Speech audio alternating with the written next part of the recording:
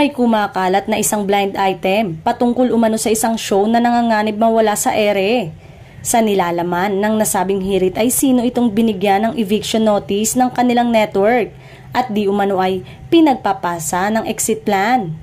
Dagdag pa ay may special meeting pa raw na magaganap para talakayin ng exit plan nila dahil ilang buwan na silang hindi nakakabayad sa kanilang main producer at may-ari ng network. Anong show ito? Kung ganon, marami sa kanilang fans ang nalulungkot. Marami namang nagkomento na malabo umano na it's showtime ang tinutukoy ng nasabing blind item.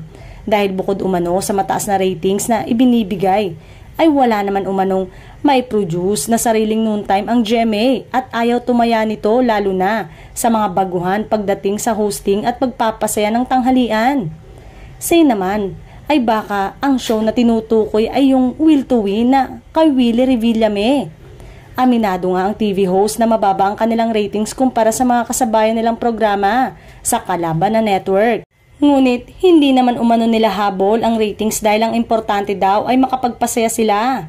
May mga nanghula naman na baka itbulaga ito. Simula nga kasi nang malipat ito sa TV5 ay mas bumaba ang TV ratings kumpara sa abot ng showtime na umeere ngayon sa dati nilang tahanan. Ngunit kumpiyansa naman ang mga host maging ang mga Dabbercats fans na hindi mawawala ang kanilang programang Itbulaga dahil sa lawak na rin ng audience nito. Well, abang-abang na lang tayo mga ka-showbiz kung may katotohanan ba ang nasabing blind item na ito.